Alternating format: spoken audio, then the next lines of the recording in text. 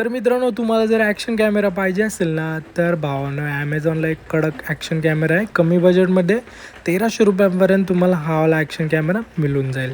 या ॲक्शन कॅमेऱ्याची खासियत काय माहिती आहे का? तुम्हाला वॉटर केससोबत हा मिळेल ॲक्शन कॅमेरा.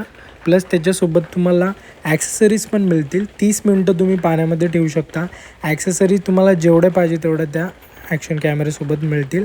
प्लस तुम्ही याला ड्रोनला पण लावू शकता. ड्रोनला लावून पण तुम्ही ह्याचा वापर करू शकता. आणि एक नंबर आणि भारी असा ॲक्शन कॅमेरा आहे ना. जर तुमचं बजेट कमी असेल आणि जर तुम्हाला व्लॉगिंग करायची असेल किंवा स्विमिंग पूलमध्ये किंवा वॉटर केससोबत तुम्हाला जर पाहिजे असेल ना, तर हा ॲक्शन कॅमेरा एकदम बेस्ट आहे.